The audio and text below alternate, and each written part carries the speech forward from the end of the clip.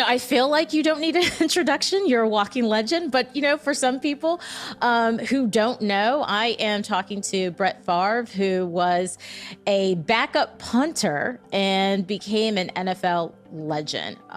20 years in the NFL, 16 with the Green Bay Packers, where you led the team to your Super Bowl championship. But it came at a pretty hefty cost, Brett. You have talked about the fact that you suspect that over the years you likely suffered thousands of or at least 8,000 concussions. One, let me just start with, how are you feeling today? All things considering, pretty good. I'm 54. I've had, I would say, a rough year and a half. How so? Not so much from a mental perspective, but I had my right hip replaced, which is not, these days is not uncommon.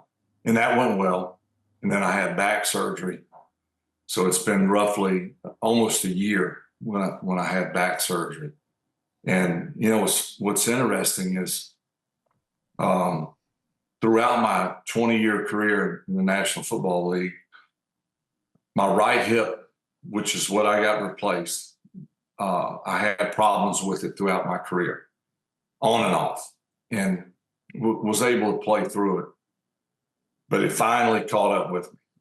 So I had it replaced, but I never had back issues, which is, you would think, playing 20 years in the National Football League and 19 of those years never missing a game, that you would have had some back issues. You would have thought that I would have had many issues, not just back, not just hip. And yes, I did have injuries. There were injuries that almost kept me out of the game. But all in all, I was able to play. But at 52, which was 2 years ago, I started having some back issues. And from there, it just got worse. So here we are a year later. We're sort of contemplating surgery again. And I'm doing one more procedure. It's kind of the last guy in the bullpen, if you will. And it's a spinal cord stimulator. They connect this, looks like a little paddle with two wires to it, to the spinal cord above the pain area. And it's sort of like a pacemaker. You have a little module that the first 5 to 7 days, it's a trial. So if it works, this module you'll have outside the skin. If it works, they will implant it under the skin. It disrupts the pain waves that go up to the brain and sort of tricks it that it's not as painful. Given all that your body has endured because of your career in the NFL, what kind of regrets, if any, do you have, given how much you've suffered physically? That's a great question. There's not a day goes by or anything that I do, I'm constantly reminded that if I went back, knowing what I know now, what would I have done different? And, I thought about that question really in depth. And, what's weird is I don't know if I would have done anything different, just based on my personality, especially, if you think. You don't think you would have played different? You don't think there would have been a different style of play? I think, if anything, I would have been a little less reckless early in my career. What do you mean by reckless? What in your career to you do you define as reckless? I look at my 20 years and I look at it as in phases. And what I mean by that, if you think back to when you were in grade school, so your first grade, second grade, third grade years versus your 10, 11, 12 years. You roughly graduate high school at 18. You start the first grade at 7 or 8. There is a dramatic difference in 7 and 8 years old versus 17 and 18 years old. There's a transformation from first grade to 12th grade that is a huge difference. And in pro football, for me, I kind of compare that, early years to my rookie year. I thought I was 10 feet tall and bulletproof. And in some respects I was, and we all are. 21, 22. But at 39 and 40, I remember how difficult it was to just get up and go to practice and do the things I needed to do and be the player I needed to be, because everything hurt. My joints, my ankles, my hips, back didn't give me a hold, but it would be stiff, and it was just hard to get yourself going. At 21, 22, quite frankly, 27, 28, really my 20s was like play a game Sunday. Fortunately, we won most of those games, but I would get beat up. But and that would be, Sunday. By Wednesday, I was good to go. I mean, I'd recovered and had forgotten about the hits and the aches and pains in 3 days. Where the latter part of my career, come the next game, I was still feeling the previous game. And when you say that you were still feeling the hits, are you talking about the physical? Are you talking about the cognitive impact of hits to the head as well? When you say that you were feeling... more the physical. Okay. The thing about the mental part of it, and I'm sure you're well aware of this, is a lot of times you don't feel anything. You may have had a concussion, whether you knew it or not, and we have to go back, to my career and how concussions were, even though it was not that long ago. I retired in, I think, 11 or 10. That's not that long ago, but in the concussion world, it is a long time ago, because in year 10 for me, which would have been 2002, concussions were really not looked at as a major problem. They didn't have concussion protocol. They didn't have a neurologist in the box who was to observe both teams, an unbiased opinion on whether or not a player had a concussion and needed to be removed from the game. We wasn't even close to that. And so oftentimes, not just myself, but players across the board would suffer a concussion, and a player would be shaking his head, would come off on the sidelines, but oftentimes would go back in.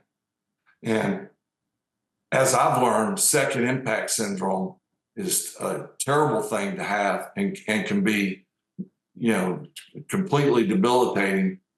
You have a concussion, you come out of the game, you shake it off, you get a couple smelling salts, you go back in the game, and maybe you have another concussion. That could be the long-term effects of that. We're still trying to decipher, but it's not good. And when I say 1,000 or thousands of concussions, and here's where I got this, it's not anything that I made up. So I'm talking to Benjamin Amalu. Will Smith portrayed him in the movie Concussion. Dr. Bennett Omalu, he is the forensic pathologist who identified chronic traumatic encephalopathy in Mike Webster, CTE. It's a degenerative disease that is linked to repeated hits to the head, but it can only be identified post-mortem. So you're talking to Dr. Bennett Omalu approximately when? I'm going to say probably within the first 3 years after I retired. So it would have been 2012 through 15, maybe. Okay. And I can't remember exactly what we were on. It was a conference call that there was a lot of people on this call, and we were talking about concussions and the effect. And he has a different perspective, and I think his perspective is a great perspective. And here's why: he has no dog in the hunt. He's not a football fan. I say he's not a football fan. I mean, he doesn't know football from soccer or basketball, and quite frankly, doesn't care.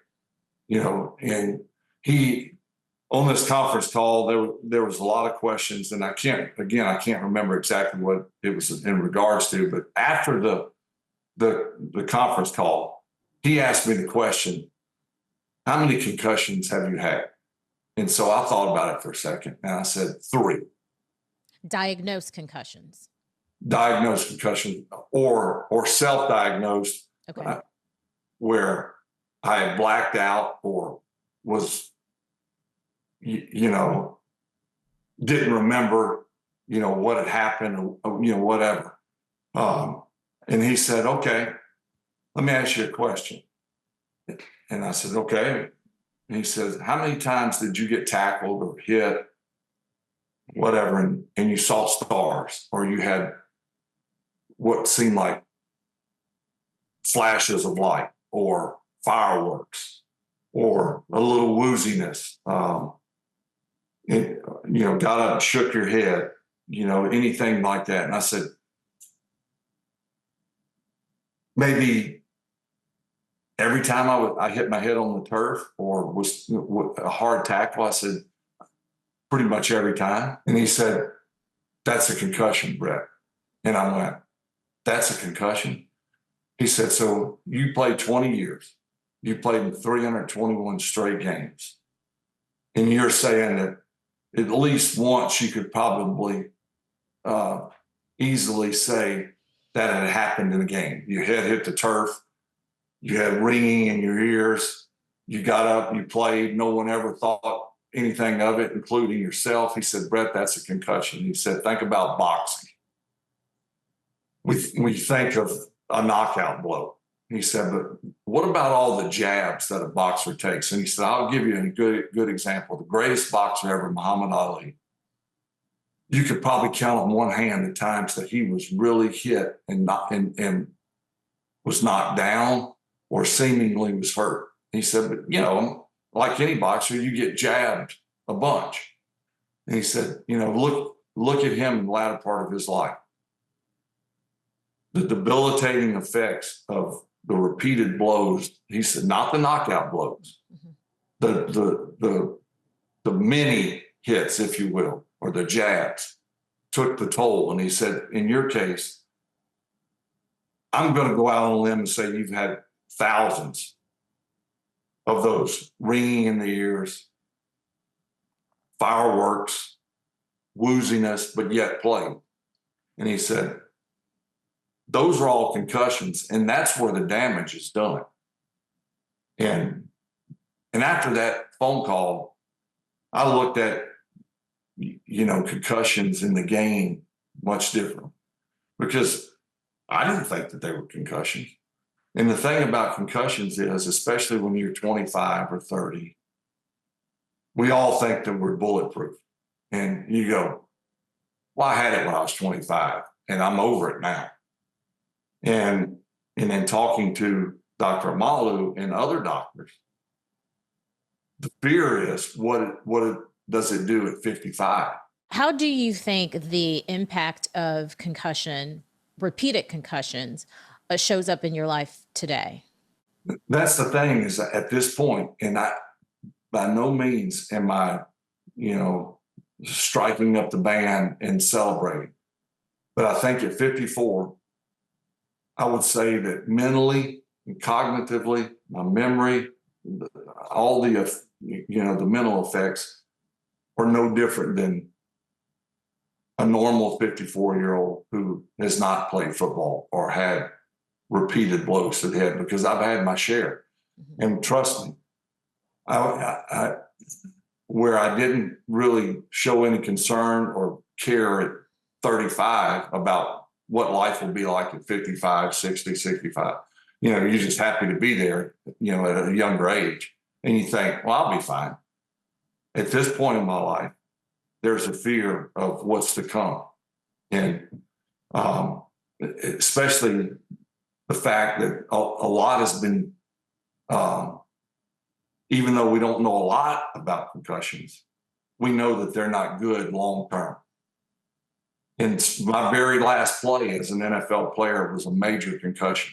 Yeah, I do want to get to that game with the Vikings. Actually, what I want to do is I want to start from the beginning because, when we talk about your 20-year career in the NFL, we're not talking about your career at Southern Miss and high school. Or high school. Or elementary school. So let's start from the beginning. My understanding, I read that you got your first football uniform at the age of 1. Is that right? Probably so. Obviously, at one, I don't remember. It's what I've been told or what I've seen on pictures or, Yeah.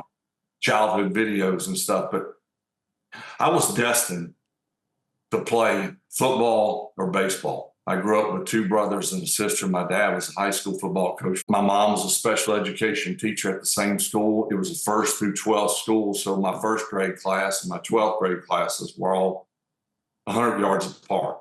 Mm-hmm. And as far back as I can remember, which may be 3, 4, 5 years old, I'm not sure, I was running balls in for my dad, always around the high school players. And that's all I knew. And then in the summer, my dad coached baseball. So we transitioned over to baseball. And I had 2 goals in life. Fortunately, I didn't have to fall back on the plan C. It was a tie to play Major League Baseball or NFL football. And it wasn't necessarily quarterback, I understand. Not necessarily. Yeah. I just wanted to play.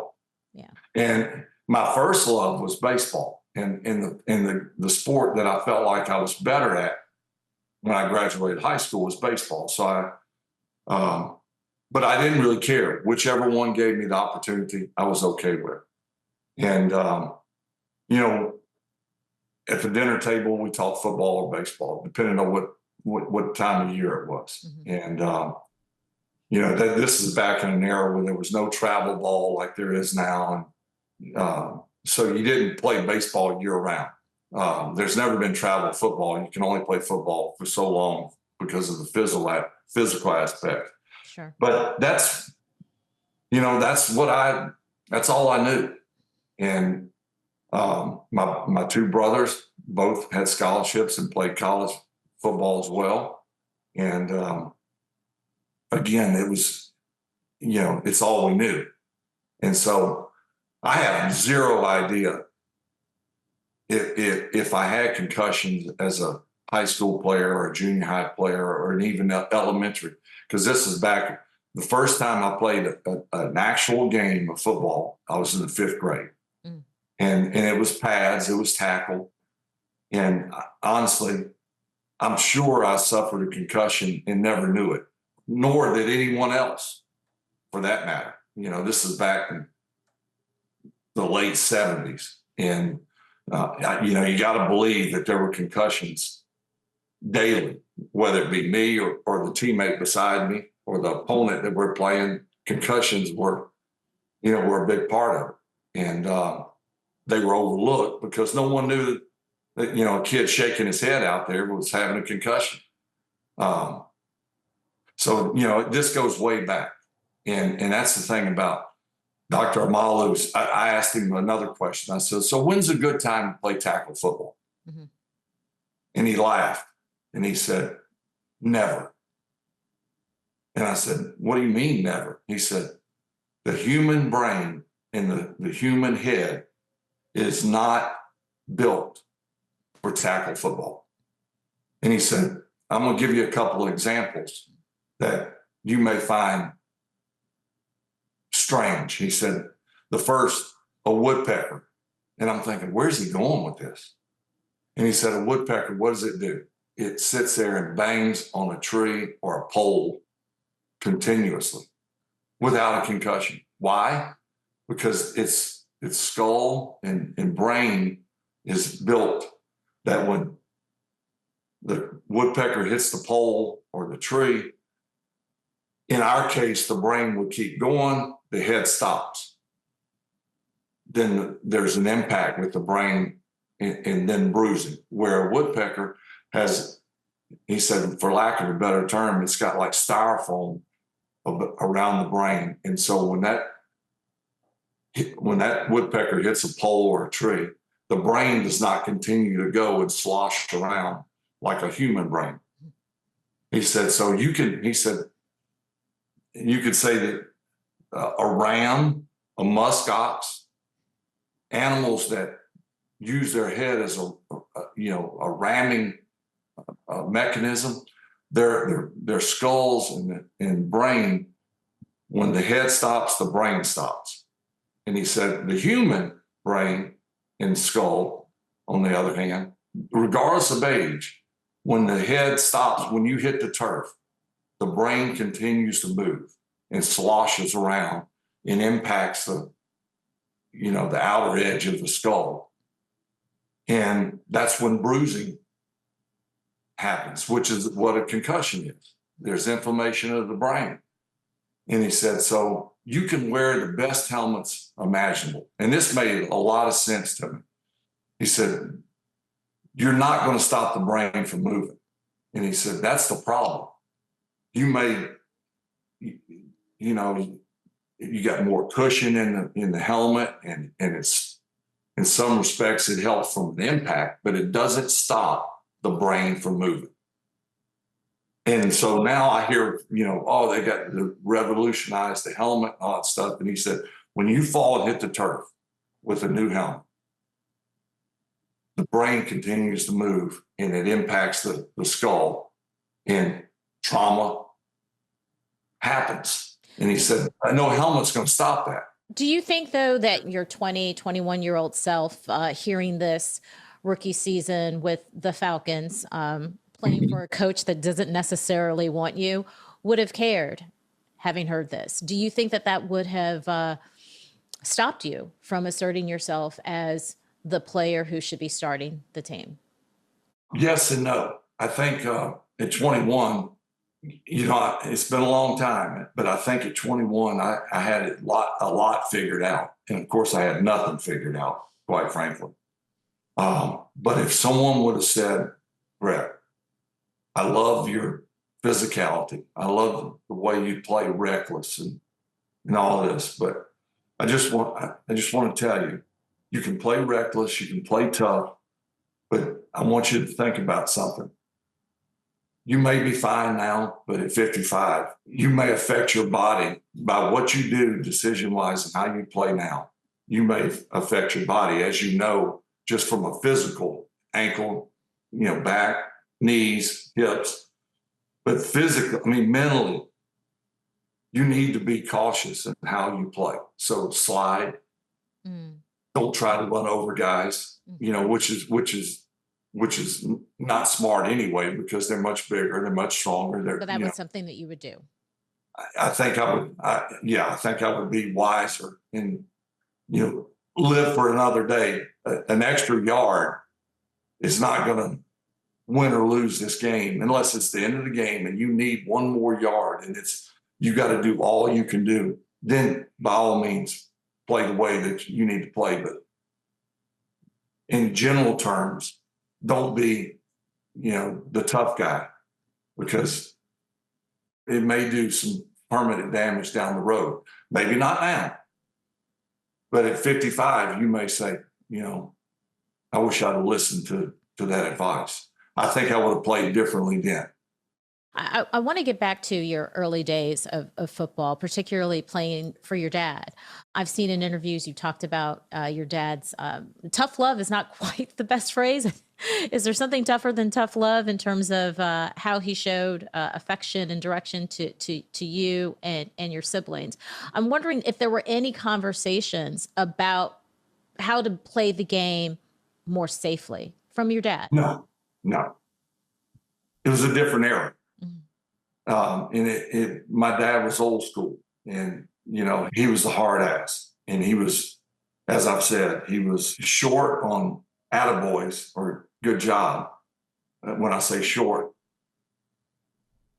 none come to mind anytime where he said, son, great game, I'm proud of it. Even when you won, even when you're the game-winning quarterback. When I played my best or we won a game, it was worse. I mean, and I think, and I don't know this for certain, my father passed away at 56, so I don't know the answer to this, but I think I do. I think in his mind, and I'm only speculating, I believe, and I would be shocked if I were wrong, but I think he believed, had he given me or anyone else praise, that it would go to my head and affect my future play. And that's understandable. I mean, I can see where I would think that too, with whether it be my own kids or coach the kids that I'm coaching that you don't know if you're going to affect them negatively by giving them too much praise. But I think there's a happy medium that my dad never had. I mean, it was, all right, you had a good game, but it can always be better. That was about as close to praise as he gave me. And I was okay with it. I think my two brothers, maybe not so much, because they seem to be, and this is that retrospectively, me and my brother still on great, but they kind of had an adverse reaction to how dad coached and raised them. Where me, the tougher he was on me, the more I dug my heels in. And I'll give you an example. He made me chew on my butt at practice, and it may be something I didn't do. Well, my reaction to that would be I would go run 10 stadiums and I'll show you, rather than, well, hell, I'll quit practice and go home. I was more digging my heels in, and I would say, okay, I'm going to do 50 more push-ups. I'll show you. And it seems like that spirit, that attitude is really what carried you throughout your college and professional career, and also really what set you apart at the professional level. When you talk about your real awareness of concussion and its impact and role on your career, it really doesn't come to you until after you've retired, right? You're saying, after you've had this conversation with Dr. Amalu. And yet we know that you clearly suffered at least a few diagnosed concussions. I mean, we can just talk about your last game. Well, let us talk about your last game with the Vikings. What happened there, and what role did that play in your decision to leave the game? So we're playing it was kind of weird because it's my 20th year, and the previous year I had the best year statistically speaking of my entire career. Was my first year with Minnesota, my 19th year. We were virtually a play away from the Super Bowl. And we didn't get there, but we had a great year. So everyone was like, surely next year we will, we'll get there. And so I would say a large part of me did not want to play my last year, which was my 20th. I was physically beat up. Okay, why? What was it about this year? There were two things, really. Physically, for the first time in my career, I didn't feel up to the challenge. Physically, everything hurt. What little nitpicking injuries, if you want to call them that, early in my career or throughout my career, I would, as I said earlier, by Wednesday or Thursday, I was over, and it was like on to the next game. Whereas after year 19, or through that season of 19, my 19th year, I didn't recover. When I just started to feel like I was turning the corner, we were playing again. And so it was tough to muster up the energy each and every day to do what, much is asked of a quarterback.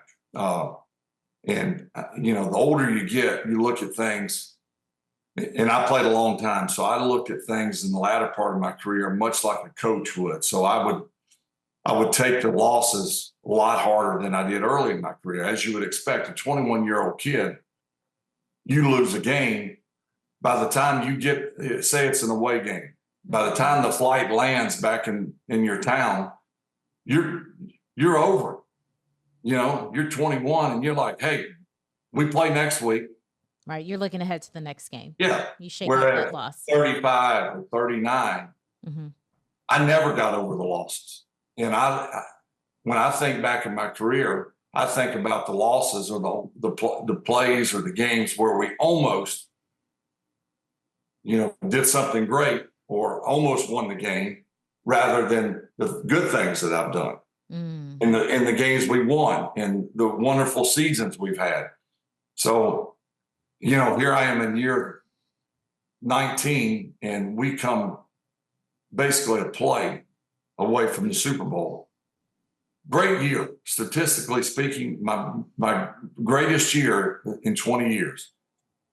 At the end of that year, it was a devastating loss. It was a wonderful year. I mean, I enjoyed my teammates. I enjoyed playing.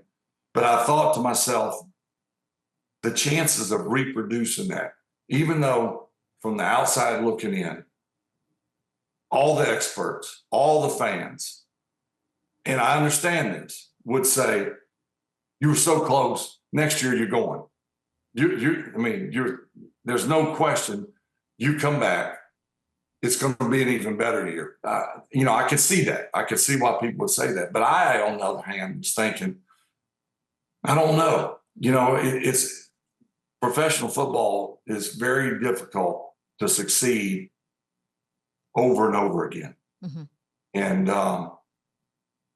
I get that. And I've had a wonderful career up to the end.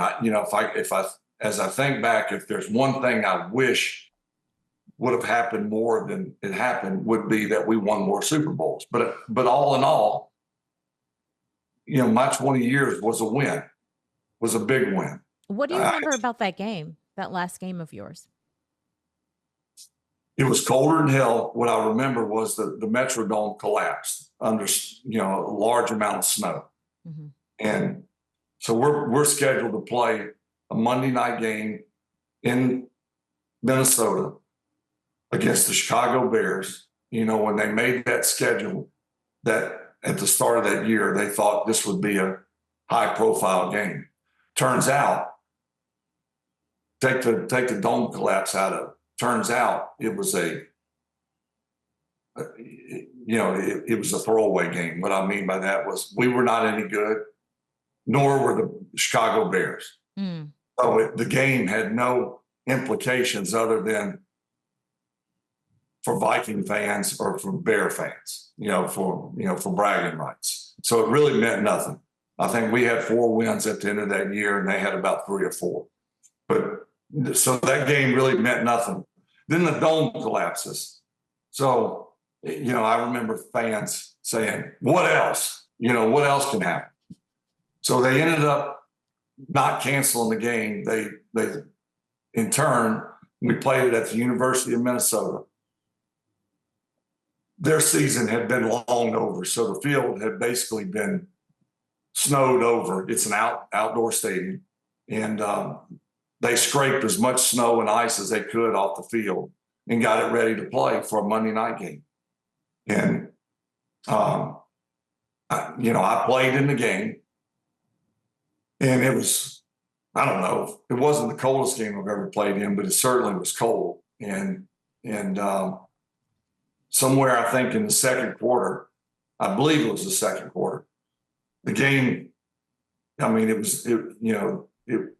it was a nail biter at that point, but I threw a routine pass to the left, and, one I've thrown my whole career, and I dump it off to my guy, and I'm watching him catch it. And as soon as he turns to run, I get pushed. I don't get hit. I get pushed, and I slip on the ice, understandably so. Mm-hmm. And I remember, now this came back to me later. I didn't remember it initially, but I remember going it was like slow motion. I'm falling, watching my guy run with the ball, and my head hits the artificial turf, or it was really like a hockey rink, to be honest with you. It was ice. So my head hits the turf, and the lights go out. And our trainer, a guy, Eric Sugarman, we called him Shug.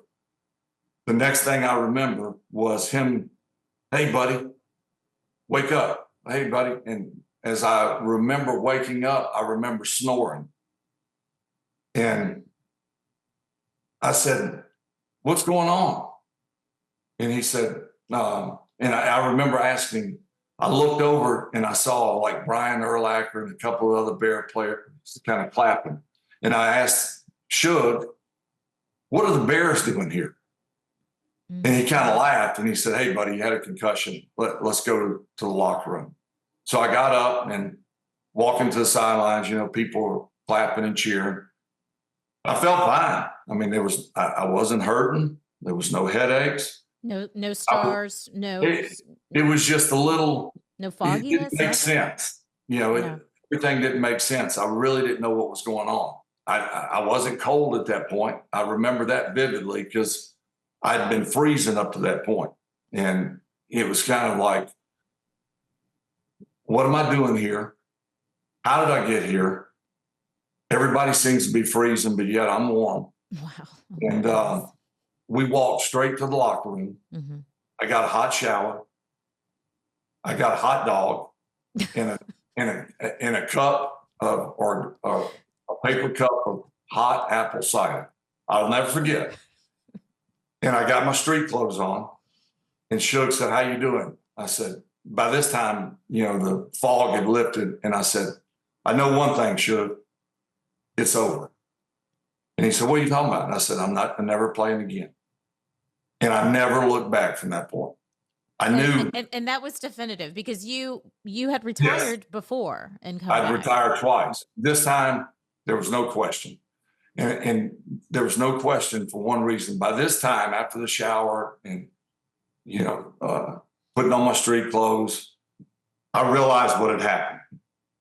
And I just remember thinking to myself, there's never a good time to have a major concussion, certainly not at 40. And if there was ever writing on the wall, this is it. Mm-hmm. And I retired, and never once from that point did I go, I probably could still play another year. Or I knew for a lot of reasons, but more than anything, a major concussion. Because at this point, if you think back, 2010, that's when really the NFL took more of an initiative to you're not going to get rid of concussions. You're not going to take them away from the game, but this is when they had concussion protocol and everyone did a baseline test and they had a neurologist. But at this point, by the time the NFL concussion protocols are in place, I'm damaged. I'm damaged goods. Yeah. You're more than 15 years into your career with the NFL. Yeah. My baseline is skewed tremendously. A player just starting out does a baseline, different story. Mm-hmm. Mm-hmm. So my baseline is, after no telling how many concussions, minor, major, regardless. But how did the concussion protocols, Brett, change the dynamic or the culture around brain injury? I mean, we have no problem talking about Aaron Rodgers' torn ACL. We have no problem talking about various orthopedic injuries. How do the protocols change how we discuss or how the players discuss and are open to some degree about the impact of brain injury? I don't know if players, that's the thing about NFL players. I would be shocked in today's game that if you were to hide a camera in the locker room or in meeting rooms or in a place where the players congregate and talk, that there would ever be talk of concussions and the repercussions that they may have on their life after. You would think that there would be more, like, hey, we need to be more careful. We need to be, the league may be acting like they're taking precautions from a concussion perspective and that they have our best interest in mind. But let's be real. It's about the dollar. And maybe, their talk of baseline, concussion protocol, having a neurologist, an unbiased neurologist on site at every game that can remove a player from the game at any point based on what they see, that they're looking out for us. You would think the player would say, but let's be real. We have to look out for us because if we don't, trust me, we're basically, we're just a number. And if you can perform and up the ratings for the NFL, that neurologist is not going to take you out of the game. Or if it's a Super Bowl and Tom Brady or Aaron Rodgers or Patrick Mahomes or any player with a high value gets tackled and shakes his head, you think that neurologist is going to pull that player out of the game. So you don't believe that they're truly as independent as we are being led to believe. No. I think in regards to concussions, they're doing more, but I think most of that is because they almost have to. They have to show that, they're willing to fight concussions and do bigger and better things, and we're protecting the players. And I do think to a certain degree, the NFL feels obligated to protect the players. I do think that they have the best interests at mind. But I do believe the most important thing for the NFL is money and ratings. And it's a business. I mean, make no mistake about it, it's a business. And, I'm not saying that they should have done better for my health care. I'm not saying that. I think ultimately the player has to decide. There was a lot of times that I easily could have said, I can't play this week. And not even talking about concussions. I broke my thumb on my throwing hand. You would think you break your thumb on your throwing hand, it'd be like a sprinter breaks a toe, but yet goes out and runs the 100-meter dash. When that player or that person easily could say, I can't run, I got a broken toe, I can't throw, I got a broken thumb, but yet I chose to play. But that choice, ultimately was my choice. So I chose to play. And so, I think ultimately the player has to, a trainer can say, I don't think you're able to play this week. The player can say, why? The coach ultimately can say, I'm not playing. But in my case, I would always say I tore a knee ligament. And I wore a brace the next week, but I played well. I broke my thumb. I played the next week. I played well. And after a while, the coaches and the trainers were like, crap, he plays better after he's hurt. So we're going to leave it up to him. So I think the player, first and foremost, has to take the initiative on what they feel is best for their body. And if they choose to play and the team allows them to play, I don't think you can necessarily hold the team 100% accountable for, life after, But in regards to concussions, that concussion is a bad word to the NFL. And you mentioned it. You can talk about Aaron Rodgers' Achilles till you're blue in the face, and they have no problems with it. But had Aaron Rodgers suffered a major concussion on that play rather than an Achilles, I think we have a total different dialogue after that. And it's going to be mostly other people talking about it and what the NFL is going to do, rather than the NFL voicing any opinion other than an initial statement. We're monitoring, he's in concussion protocol. We'll get back with you later. That's it. And it seems like you don't have the same amount of grace, if you will, when you're talking head injury versus a different type of physical injury. You're 100% correct. Concussion again is taboo for the league. Mm-hmm. They're saying, well, we have better helmets. We entered an agreement with this company, and they have bigger and better helmets. There's more cushion. The helmets are bigger. Blah blah blah. Therefore, concussions will be less. To my knowledge, concussions have not decreased. Because here's the thing, and Dr. Malu said it clearly. He said, I bet your major concussions, were when you hit the turf. And I was like, how'd you know that? And he goes, every time you hit the turf, you get knocked down, you get tripped, whatever. You don't even have to have a big blow. You hit the turf, the whiplash effect is one of the, an elderly woman, elderly man, or a child slips on the sidewalk, hits a head on the ground. You got to believe that there's going to be a concussion that takes place there. Absolutely. With or without a helmet. The helmet, think about it. The helmet will cushion you against concrete. Maybe you don't have a scrape. Maybe you don't have an external injury. But it doesn't do anything for stopping the brain. Going back to what we talked about earlier. And when Dr. Amalu explained, how the head works in certain animals versus the human, it made perfect sense to me. Mm-hmm. And I'm not the smartest guy out there, but I get that the brain continues to move, the head stops.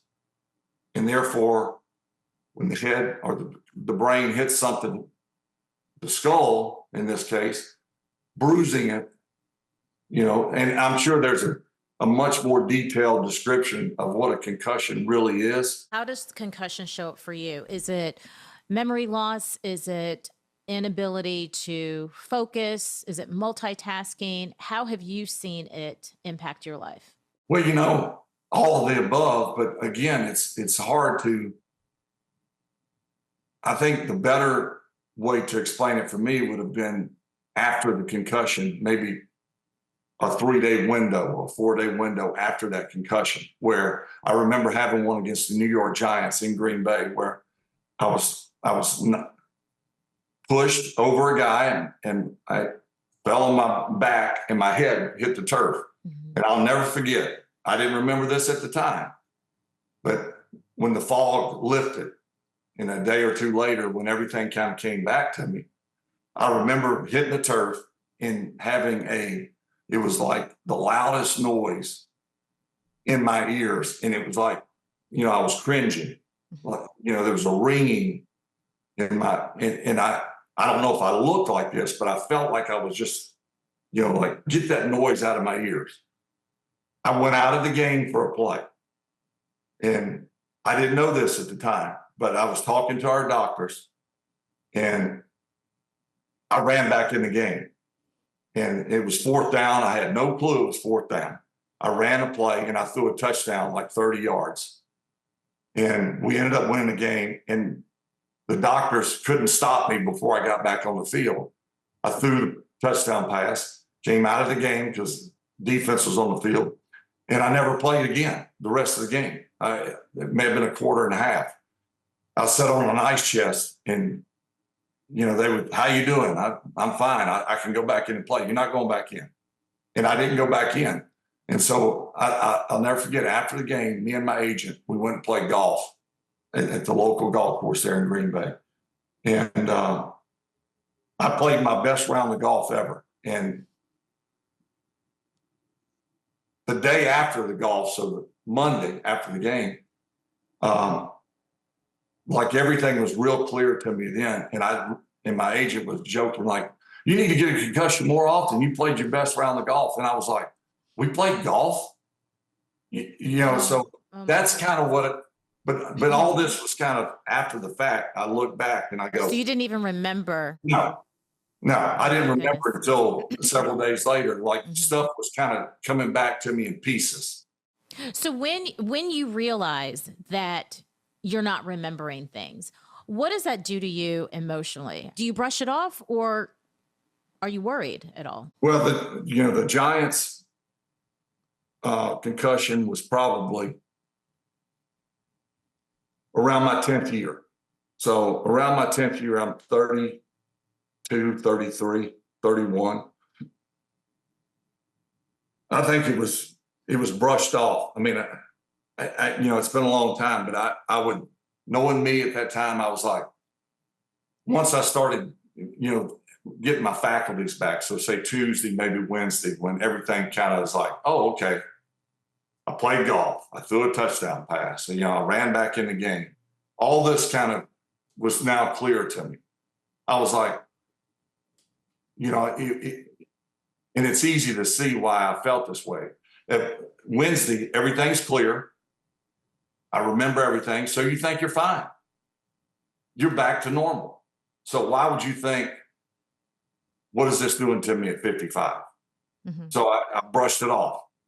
Fast forward to the last play of my career, Mm-hmm. different perspective as the dust kind of settles and the fog is lifted and things are starting to become clear. I go, this ain't good. Okay. There's never a good time to have a major concussion, but certainly not at 40. Right. And quite frankly, not at 12. Yeah.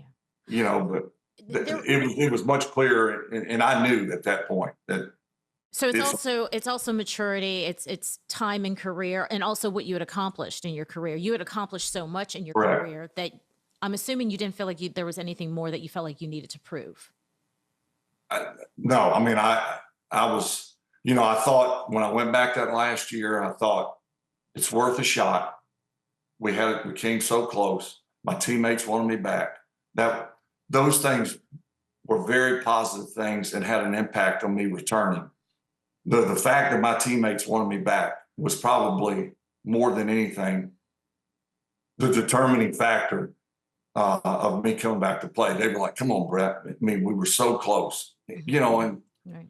the little voice in the back of my head was like, "Brett, yeah, there is a chance that I mean, you could easily go back, but you could easily not.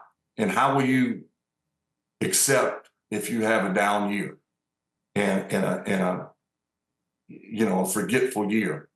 Mm. And then that little voice says, "But that ain't gonna happen."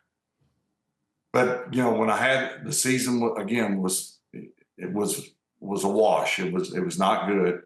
And then I had this concussion. It was like, okay, if there was ever a sign, Now's the time. and I look back, and I told people this many times. I said, I've had a lot of people say, "Well, that last year was not a good year. I bet you wish you wouldn't have played." And I go, wrong. I'm glad I played for no other reason but for the fact that it told me that the writing was on the wall, and it was not to be. And had I not played that last year and sat at home, I would always wonder what would have happened had I gone back for my 20th year. We probably would have gone to the Super Bowl. I'd had all those thoughts, and that would have drove me crazy. Yeah. But now I know, and I'm thankful for that clear, easy decision that it wasn't to be, and at least you know now. I want to talk a little bit about kind of where we are. Football is so embedded in American culture, and yet we are at a place where we have a lot of people, including lawmakers, talking about the future of football in really ominous terms. What are your thoughts in light of the prevalence of head injury, in light of what we discussed with regards to how you protect players? What are your thoughts in what the dialogue should be like in terms of the future of football? Well, I go back to what Dr. Amalu said. There's no good time to play tackle football, but we're not going to, you know this, I know this. Anybody with any sense in America knows that football will always be tackled. They'll never put flags on professional players. You're right. It's American football in America is a culture all in itself, and people live by it. And that's not going to change. I do think, I'll say this, I wish a lot of the rule changes that they have now in regards to protecting players were in place when I played, because they would have protected me against myself. Mm. Quarterbacks nowadays do not get hit. If they even get close to being hit, a flag is thrown. And it has really changed the game. I hear this from a lot of people. Imagine what you could have done with the rule changes, and the fact that they couldn't cheap shot you, and they couldn't, all the things that were in place in regards to to not protecting players then took a toll on me and a lot of players. But these rule changes, and I hear this a lot from people, it ain't the same. I don't like watching it. I mean, these quarterbacks are pansies and all this stuff. And I don't necessarily agree with that, because I think, there's a lot of tough quarterbacks out there. There's a lot of tough players out there, but they can't, it's not their fault that the rule changes have positioned them to not get a hit. Great for them, bad for me, but it is what it is. And so I do think that those rule changes in regards to quarterbacks are great for the longevity of the quarterback, because the bottom line is money and ratings. And if the starting quarterbacks are out of the games, maybe people are less likely to watch. I don't know. That's the obvious reason to protect them. The league may say, well, we just want to protect the player for their own safety and for their longevity after football. And maybe there's a percentage of that is true, but we want our guy in the game. The NFL, the face of the NFL is Patrick Mahomes or Josh Allen or Lamar Jackson, and go down the list. We want them in the game. Right. And whatever we got to do to keep them in the game, even if you can't even look at them funny, or we're going to throw a flag. I mean, that's the way it seems today. Right. And I laugh at it. I'm like, all bets were off with me. They were like, hey, throw the wolves to Favre. And I think part of that was the way I played. I would throw my body. I would fight. I would have trash talk with players, and so you kind of, or ref or call from a penalty perspective based on how you play. Yeah. And so I maybe in some respects I brought that on myself, but it would have been nice to have those rule changes when I was playing, because it protected me from myself. What do you tell people who, I'm sure you get this question, I know you have 2 daughters, but you have grandsons. What do you tell people when they ask you, would you let your grandsons play football? Well, I would let them play. At what age? I'm glad you asked that, because my oldest grandson is 13. He'll be a 9th grader next year, which I can't believe. The second is 9, and the third is 6. None of them play football. None of them have ever. The oldest has asked me questions in regards to football, and I'll give you an example. I'm driving him to school one day, and this was probably 3 or 4 years ago. So he's in 8th grade now. His name's Parker. Bright young man. Plays soccer. I'm driving. Which has its own concussion issues. Correct. As well. But I suppose a little bit safer. He wants to play soccer. I don't know anything about soccer, but I'm happy for him. So I'm driving him to school one day, and they call me Paw Paw. So he says, Paw Paw, do you know Drew Brees? And I was like, yeah. And he's like, man, that's cool. And I was like, okay, yeah. And I had a chuckle about it. But he's kind of inquisitive. He's at that point where, him and his buddies talk about it and all that stuff. And so he's asking me questions. But that's about as far as the 3 combined have got in regards to football. They have never once mentioned to me, should I play football, or would you like to see me play football, or Paw, I'm thinking about playing football. What do you think? Never has it come up. And I will never bring it up to them unless they bring it up to me. And what I mean by that is I will never entice them to play football. I'll support them. If they want to play, I'll support them. But, the chances of any young kid. You would support them after what you endured? Not only as a professional, but high school. If Parker says, Paw, I'm thinking about playing football, I would say, well, okay, buddy, what are you thinking? Well, I think I'm going to go out next year and give it a shot. I don't think it's my place to say, I don't think you should do that. Okay. But I think my place is to support them whichever way, but not to entice them. So I'm never going to say, I know you play the second one plays baseball and soccer, and he's good in both, and he loves both. I mean, he can't hit enough baseballs, and he can't kick enough. And their dad is from England, so he's a soccer guy. Mm-hmm. But I just don't.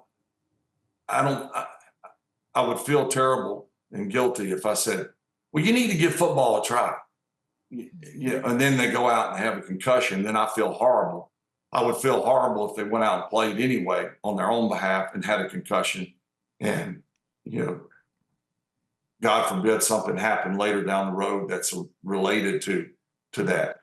I just know that it's very hard for any. I don't care how athletic a 12-year-old kid is. The chances of that kid, I don't care who he is, the chances of that kid ever making it to professional football and having the success that I've had or any other professional football player has had, the chances of that happening are slim and none.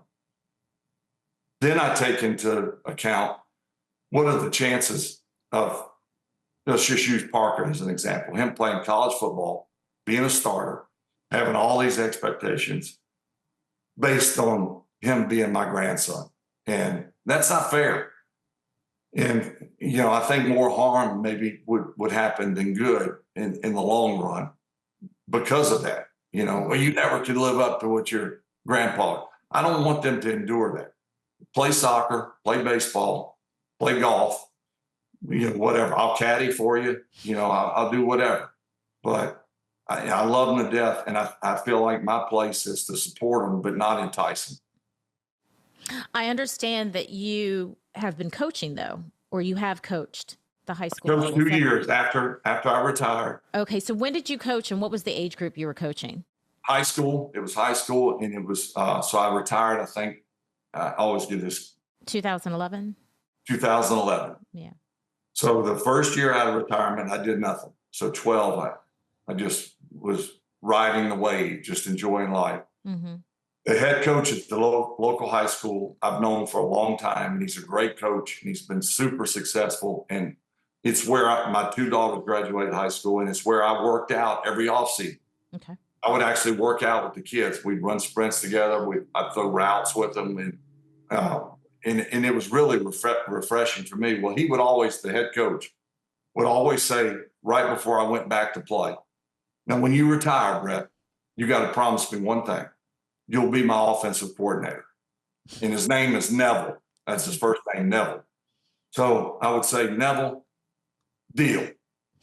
Thinking, that'll never happen. I mean, but I'm just appeasing him. So I would say, "Yeah, I'll do it." So I retired. The first year, I said, "Neville, not right now. I just want to take a break."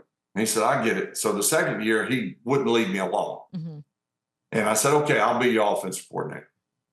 And he said, "Now look, I can only pay you $3,500. I said, "Neville, I don't want the money.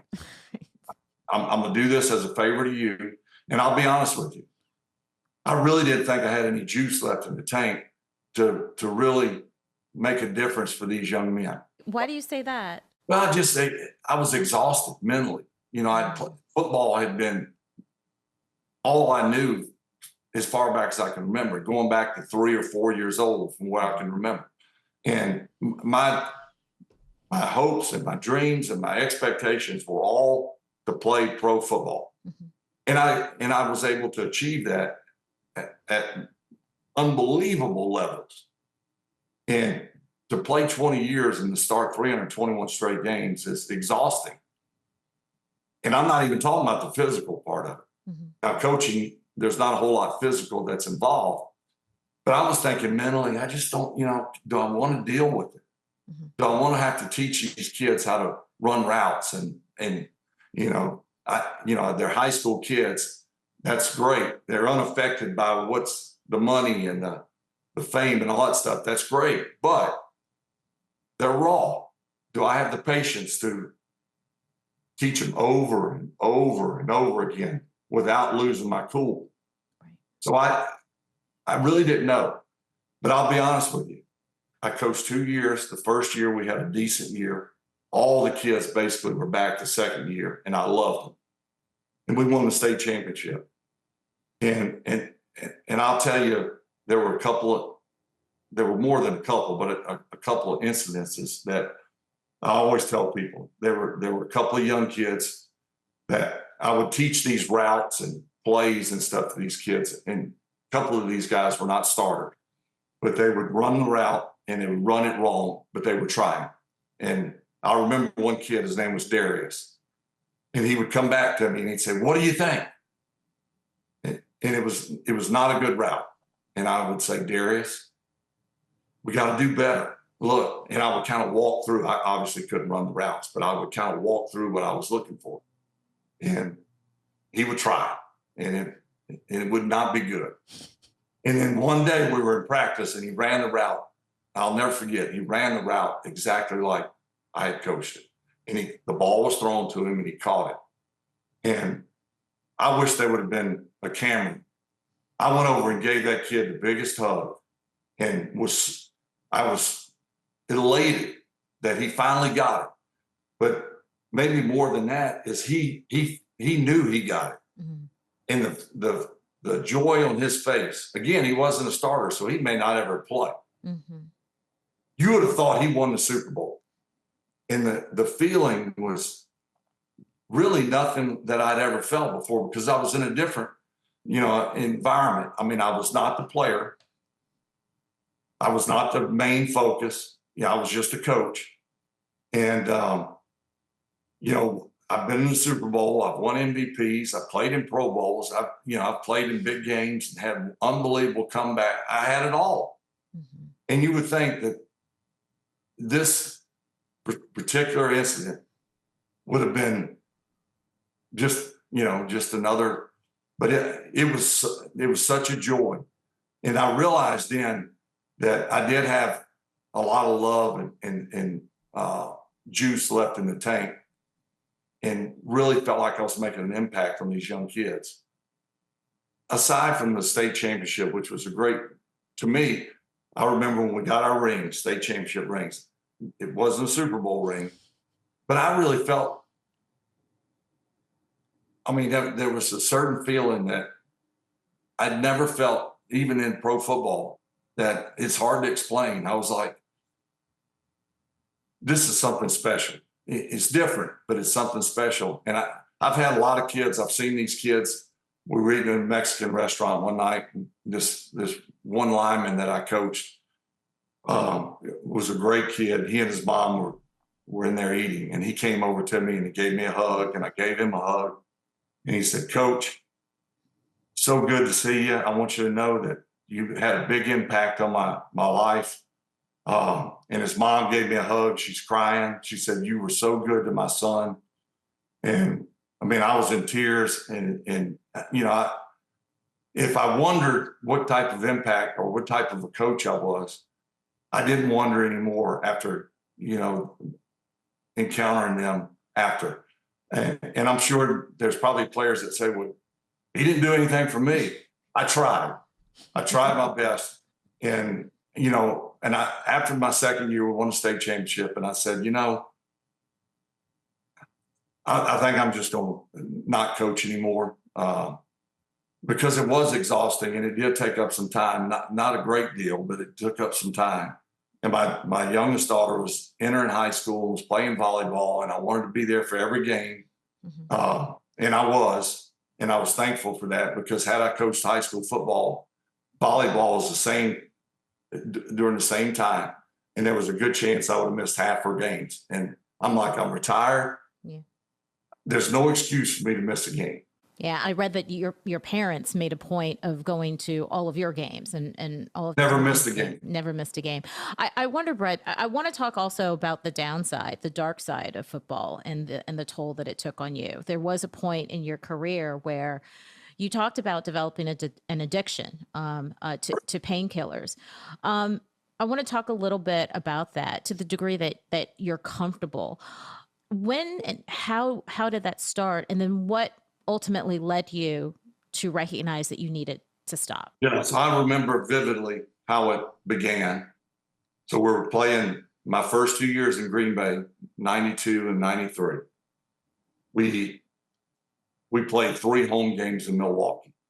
And and people to this day go, why were y'all playing games in Milwaukee? Well, it was a deal that I guess the Packers in Milwaukee had going back before Vince Lombardi, Okay.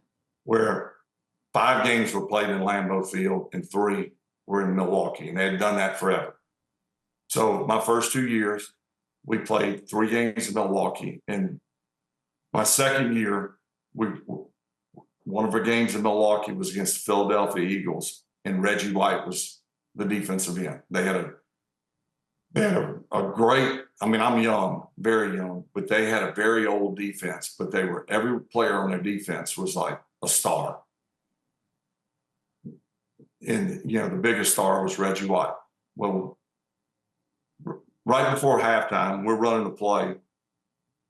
We're running a little pass play to the right side, and Reggie was coming off that side. And Reggie broke free. And I'm looking at Reggie coming right at me.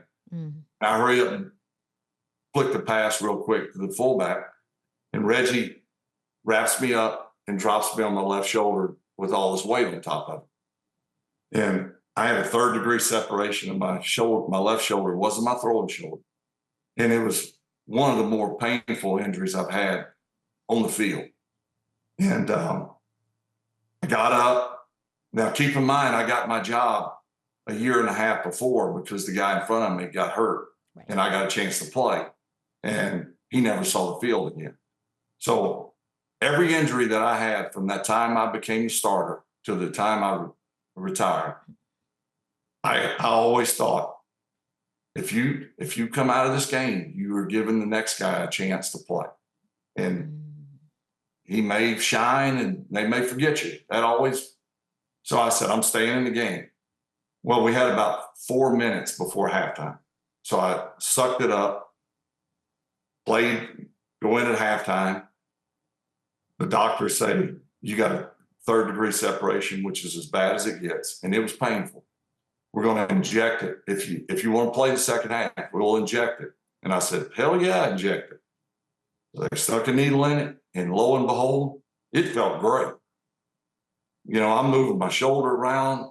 I could feel stuff popping and crackling, but there was no pain. So I played the second half, and I actually played great, and we win the game. It was a big win. So after the game, it was an hour-and-a-half drive back to Green Bay. They gave me some pain pills. When the injection wore off, all hell broke loose. It was terrible pain. Everything I did, sneeze, it hurt like hell. Move any which way, it hurt like hell. I mean, I was like frozen.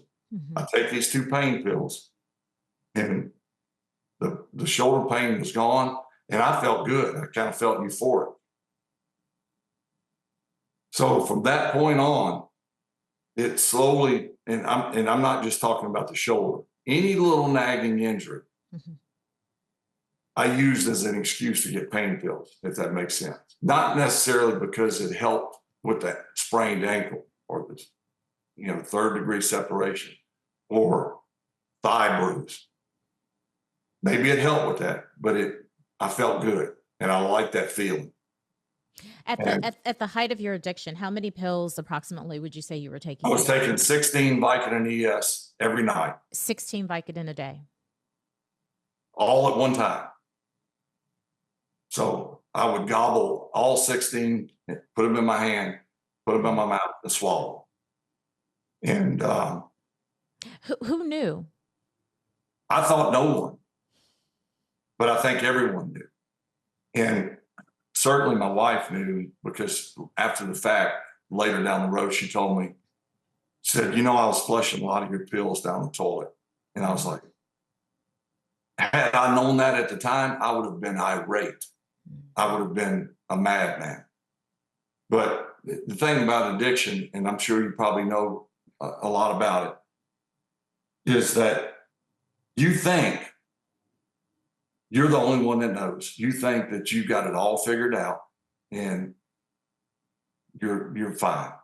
And I certainly was, no exception. But really, this went on. I went to rehab in '96, so like But talk about what triggered the rehab. So I started taking the pain pills because of the shoulder. Mm-hmm. And it slowly, 2 pills wouldn't work, so I had to go to 3. Mm-hmm. And then at some point, 3 pills wouldn't work, and I'd have to go to 4. I don't know what the 3-month, 4-month window, whatever it was, but I would have to increase it. I could, when I would increase it and say I was at 4 pills and only had 3, and I would take 3 the next day, it had no effect on me, none. So I was always, it was easier to get 4 pills than it was 16, obviously. But I was playing. I never missed a game. Meanwhile, throughout this 3-year window, so 93 to 96, slowly but surely, I was increasing. And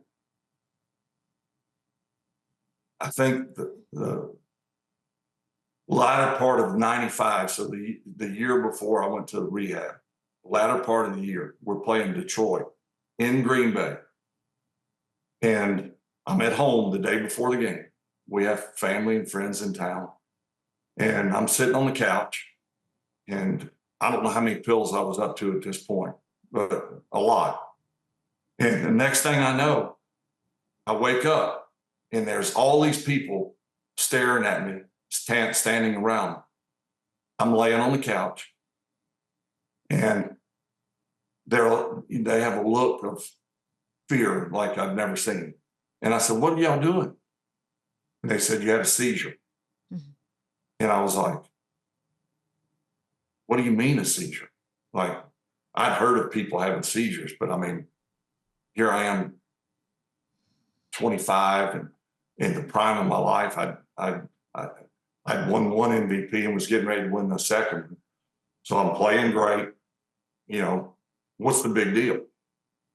So our team doctor came over to the house and, checked me out.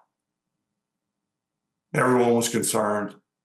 I never let them on anything about pain pills or anything like that. The question was, what happened? What triggered it? What's going on here? There's no reason for a healthy, athletic individual to have a seizure. So I don't want to say it was forgotten, but it was filed away by everyone. Mm-hmm. And I didn't offer any insight to what I was doing. And quite frankly, I don't think that I put 2 and 2 together at the time. Like I didn't relate anything to do with So you're not making the connection between the seizures. I mean, do you even recognize that you have an addiction? I think at that point, I was getting to a point where I thought, this ain't normal. Because at this point, it started around this time, mid-95 season, where it had consumed me, where all I thought about was getting and taking the pills, mm-hmm. not playing and winning the game. Mm-hmm. That was important, but only important if I had the pills and I was able to take them. Okay. So long as I was in control of everything, long as the pills were in place, and I would take them at 9:00 every night. Why? I don't know, but that was the regimen. Mm-hmm. And I would stay up all night. So at that point, I was like, I knew that lack of sleep was not good, because I would go usually to bed about 4:00. I'd stay up all night in the house, just wired like crazy. Where a normal person would take pain pills, they would help with the pain, but they put you to sleep. Sometimes you don't even like the effect of it, but that's the only reason I was taking it, is it gave me a euphoric feeling. And I stayed up all night. I calling my buddies, playing on the computer, and my wife is in bed asleep. Every once in a while she'd get up. "What are you doing?" "I'm studying my playbook." I'm just wired and then about 4 or 5 o'clock, I would go to sleep an hour and a half, go to team meeting, and then we would break and go into position meetings, and I would fall asleep. And this all felt very normal to you. Well, I was playing great, so that was the deception. Yeah. And that, I mean, and that's at the heart of all of this. As long as Yeah. you play and play well. I mean, why would I think any different? Why would I change the routine? Right. Because I'm playing great. I ended up winning 3 MVPs in a row and was in the height of my pain pill addiction. It makes absolutely no sense, but it was deceiving because I'm like, I'm not changing my routine. Right. I can't play any better. You know, so, I mean, you can see where the person, me in this case, would think it's okay. I mean, yeah, I would like to have more sleep and feel better during the day, but crap, you know, I threw 5 touchdowns last week and we beat the Bears and we're leading the division. So heck, I'm not changing anything. So, you know, that was the deception part of it. So, you know, it took after the 95 season. Keep in mind, I had a seizure a couple months prior to the end of the season. We make it to the playoffs. We go all the way to the championship game. We lose to the Cowboys, and then it's off season. So I end up having routine ankle surgery in Green Bay, a scope on my ankle, which generally the next day you could go home. So while I'm in hospital, my wife, our youngest daughter was not born. And usually you don't even stay overnight, but I stayed overnight. And I got the pain pump. I'm using that. I'm going to stay in there as long as they keep a pain pump on me. And it's routine ankle surgery. You don't even need a pain pump. Right. But I'm like, oh, the pain's terrible. So I stay in an extra night. I'm pain pumping like crazy. My oldest daughter and my wife are in the room. We're chatting. And the next thing I know, all these doctors are standing around staring at me. And I'm like, what are y'all doing? They said, you had a seizure. So I had number 2 within a couple of months of each other. And now the radar was up on a lot of people like, this ain't normal. This ain't right. We got to figure it out. So I met with the neurologist and he dug deep and he dug deep and dug deep. And eventually I came clean and said, well, I've been taking pain pills and I don't sleep. And he said, aha. He said, the lack of sleep has short-circuited your brain, for lack of a better term. And the body needs sleep. And you're hustling and going and wide open and you're sleeping, maybe an hour of good sleep, maybe a night or a day, whatever you want to call it. And basically your brain is short-circuited. And so this was, late February, March of 96, which was leading up to the Super Bowl season.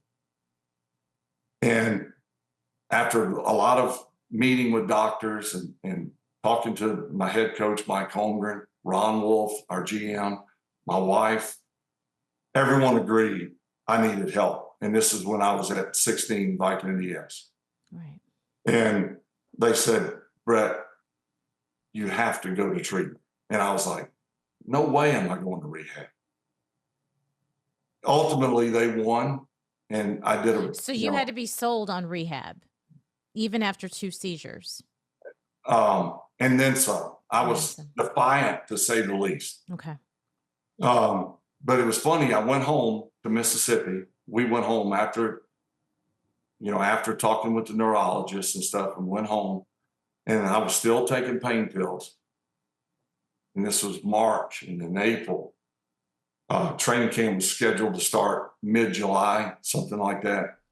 And I got to a point where it was harder to get the pills. And I had like 12 pills, like this one, I'll never forget this one. And I'm going to say it's probably May or June. I didn't have 16. And I remember laying by the toilet, just me and the toilet, and 12 pills. And I bet I sat there for 3 hours contemplating putting them in the toilet, flushing them down, because I knew 12 wasn't going to help. And it wasn't going to give me that euphoric feeling. And we had already had talks about going to rehab and all this stuff. And I was like, I'm going to flush these down the toilet and I'm going to end it right now. I'm stopping.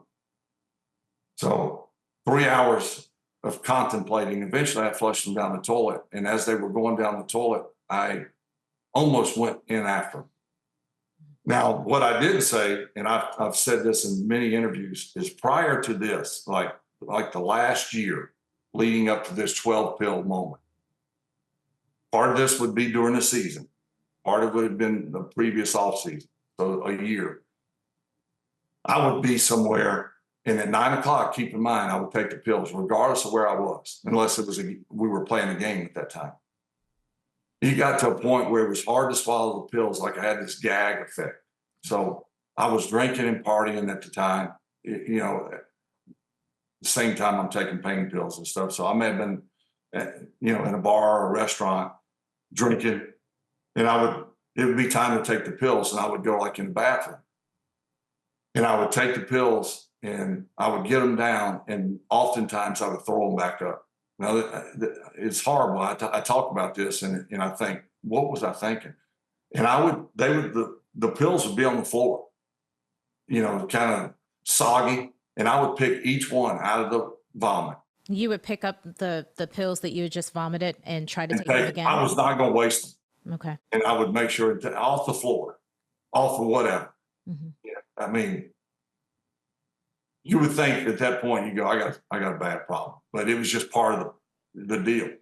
Well, that's part of the addiction.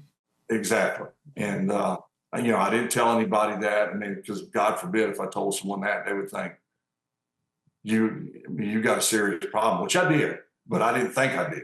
Right. Even though I was picking pills out of the vomit. So fast forward to the 12 pill moment. I flushed them down the toilet. I went about a week. Now I'm home. I mean, me and Deanna and my daughter were home. You know, I'm away from the football atmosphere and stuff like that. So a lot of times I was on my own. Well, come 9 o'clock at night for about a week, I would be in the worst sweat, cold, shivering. You know, having you're going through the withdrawals. So when I actually was 2 months probably removed from pain pills, and no one believed me, no one knew before I went to rehab. And I had a public press conference in Green Bay where I admitted that I had a pain pill addiction and that I was going to receive treatment for as long as it took, which happened to be in Topeka, Kansas, where the league had a contract with Miniger Clinic. And I was there 73 days. And the reason I was there 73 days, I remember when the first week I was there, you meet with all these doctors and they kind of give the lay of the land of where you are. And I said, I don't take pain pills anymore. So you were denying that you had a problem when you got to rehab?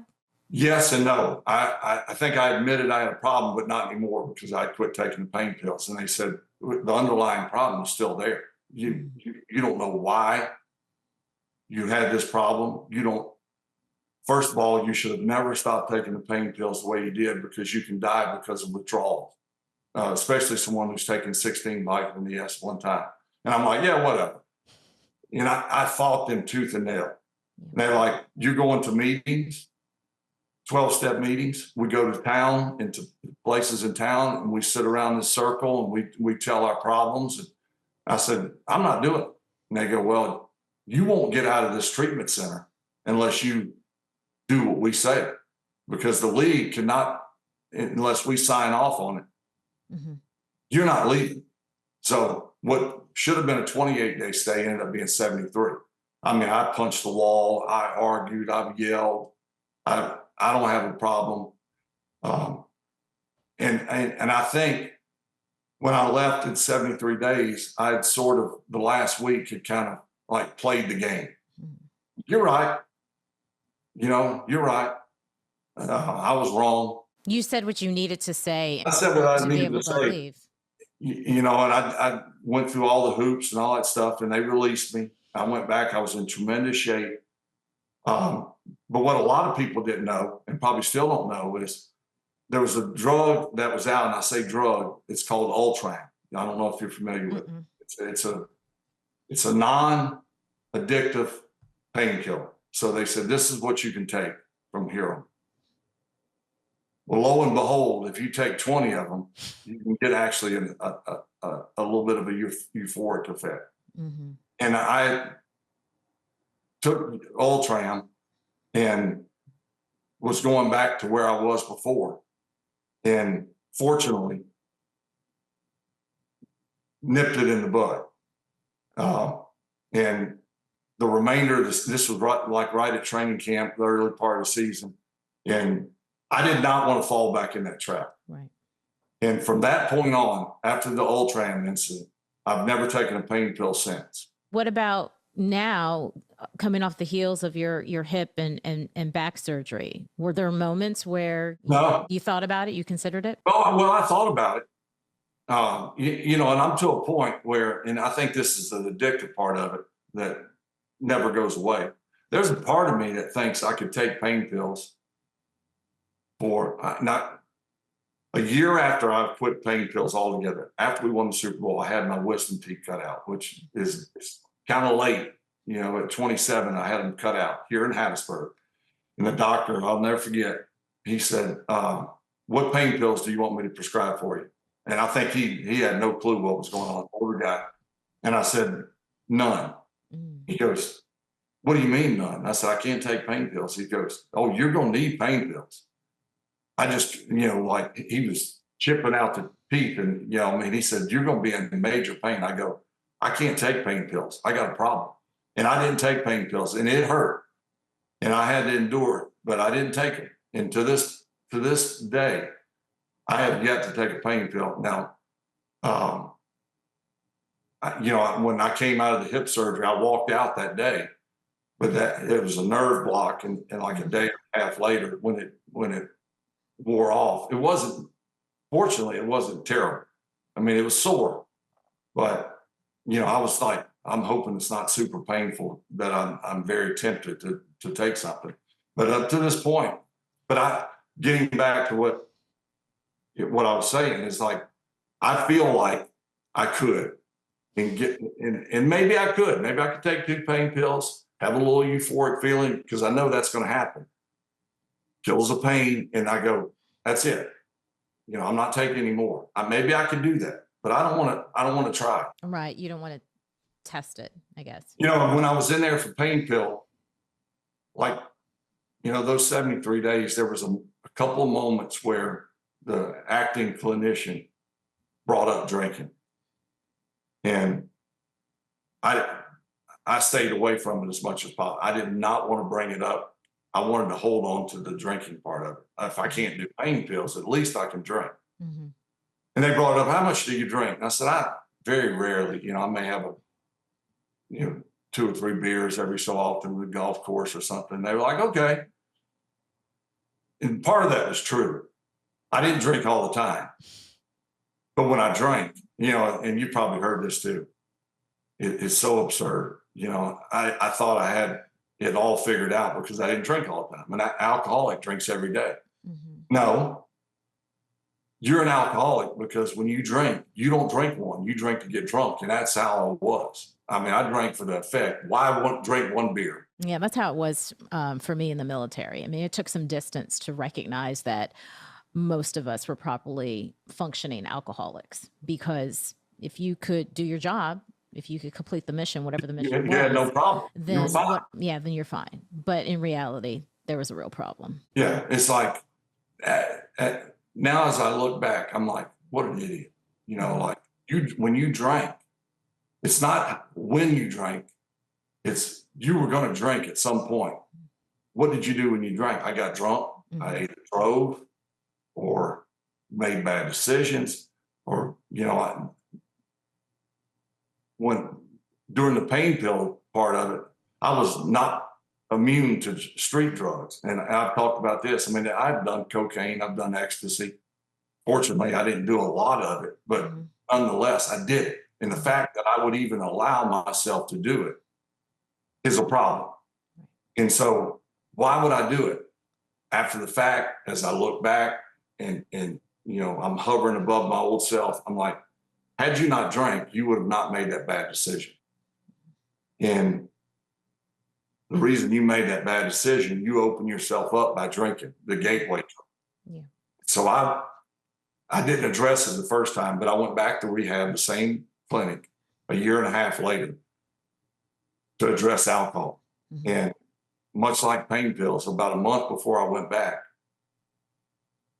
I quit drinking and I've never had a drop since. Mhm.